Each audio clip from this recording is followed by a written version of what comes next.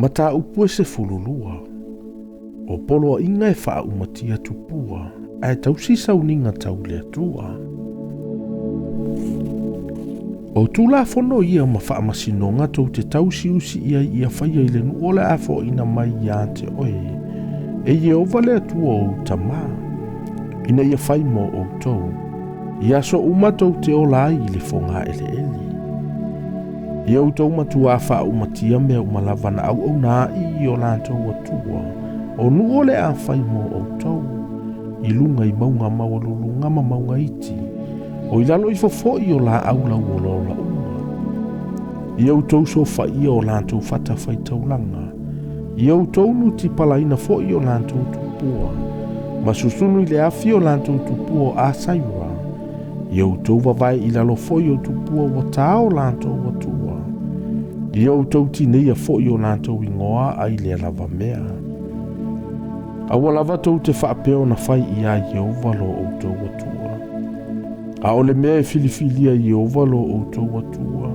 Ai o outou i tu a inga umalava e tu ailo na suafa. O lona afio angalava. I outou sa idi i ai ma e haru atu i ai. I outou ave i ai a outou taulanga mu. Ma outou taulanga. Ma le mea se fulua i a outou mea. Ma taulanga si ia o outou lima. Ma mea o outou tautou ai. Ma outou taulanga tau te loto ina whai. A toa maulua i tama a outou povi ma outou mamoe. Tau te ai ai i lea mea ilu mo Yehova lo outou watua. Tau te oli foi mea umalava e whai ai o outou lima. O outou a toa mo outou ainga. O mea ua whaamanui ai o e Yehova lo watua. Tau te le whaia e pei o mea uma ua whaia e i tātou i nei le aso nei. O loo ta i tasile tangata ma whai mea uma ua tonu i lona manatu. A wao na pō nei ua leo o lava o tau i le malolonga ma le tofi ua fua ina iante o tau e Yehova lo o tau watua. Ai tau te sopo i atu i oritana. Ma o tau no foi le nu ua fua ina mai e Yehova lo o tau watua e whai mo o tau tofi. Na te avatua fo i le mapusanga iante o tau ai o tau fili umalava i tu uma. Ma o tau no fo ai ma le file mo. O le mea fo i e filifili e Yehova lo o tau watua e tu ailo na suafa. O le mea lea tau te ave i ai mea umalava o te whai atu ai i ate o tau. Wa au tau taulanga mu. Ma au tau taulanga. Ma mea se fulua ia o tau mea. Ma taulanga si ia o tau lima. Ma mea uma e sili ua o tau tau ai. Ua o tau tau ai i a Yehova. Tau te oli fo i lumo Yehova lo o tau atua. O outou, ma outou wantali, ma outou wa fafine, ma outou au ona tane, ma outou au ona fafine, ma le sale vi o ya outou a ai. A wai le aiso na whanua po so na tofi fatasi ma outou. Ia oi, ne ie whai au taulanga mu i mea uma e te wa ai i ai. Ai taulava o le mea filifili e Yehova i se tasi o outou i tu ainga. E te whai ai au taulanga mu. E te whai ai fo i mea umalava o te whai atu ai i a te oi. Ai peitai o mea uma e te manao i ai. Ia e whasia. Ma e ai i manu. E tu sama le manu ia mai ai Yehova lo watua. Ua ia fo ina mai i a te oi i au a ai uma. O le ua le angama le ua mama la te a ai ai. E pei o ne aina o le sevi ma le aila. A o le toto, a ua tau te a ai ai. Tau te sasa aina lea i le ele pei o le sua vai. E te le ai lava i au a ai o me se fulua i lau saito, ma lau waina, ma lau sua au. Po urua i tama au povi, mau mamoe. Mau mea umaue e tauto ai. Wa e tauto ai lava. Mau taulanga e te loto ina fai. Ma taulanga si i alo lima. A wao mea na e te ai ai ilu mo Yehova lo watua.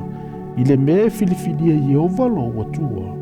O oe, malau a talii, malau a fafine, malau au na tane, malau au na fafine.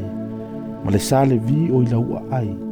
E te oli oli fo ilu mo Yehova lo watua, i mea umalava e te whaia i o lima. Ia oe, ne e tu la fo hai le sa le vi i o waso uma e te mawai i lo whanua. A whaalau te leina Yehova lo watua lo lau ele ele, e whaapeo na ia whetalaia mai i a te oe, ma e whaiane, o te ai manu, a wai mana olo uloto e ai manu, o na e ai ai lea i manu, i mea umai mana o i lo loto. A vavao mamao ma o ele mea ua whiriwhiria i ovalo watua, e tu uailo na suafa. O na e fasi ai le ni au povi ma ni au mamoe, ua fo ina mai i ovalo watua ia te oe, e whaapeo na aufai atuai ia te oe, e te ai fo i au a ai i mea umai mana o i lo loto. E peo na aina o le sevi ma le aila, e whaapeo na e aia i o nā mea, o le ua le anga ato ma le ua mamala te a ai ai. A o le toto, a ua lava e te ai ai, a ua o le toto le ola lava lea, a ua e te ai ai le ola whaatasi ma le tino, a ua e te ai ai.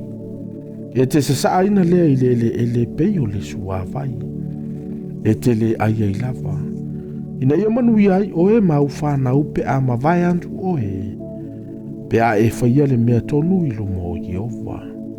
Au mea pa ia o ia te oe, mau mea ua e tautu ai, ia e ave, ma e alu i le mea e whidifidi a Yehova.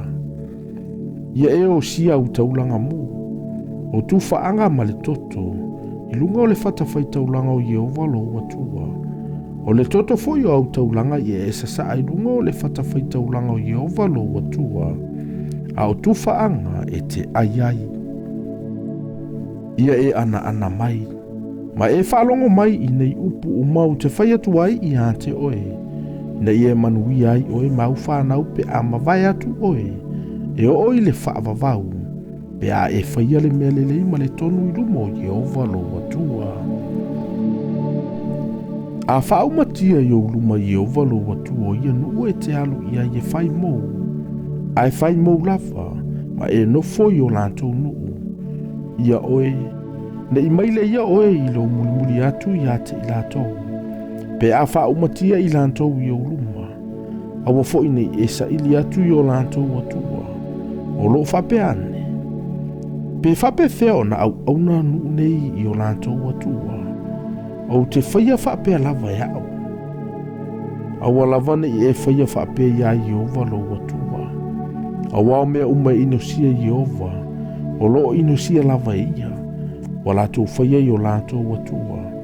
Awa lato susunu i le afi o lato watali ima o lato wafafine, e whaima taulanga i o lato watua. O mea uma lava o te whaia tuai i ante outou. I outou tau siusi i ai whai, awa ne i e whaopopo i ai se mea, awa fo ine e ave ese ai se mea.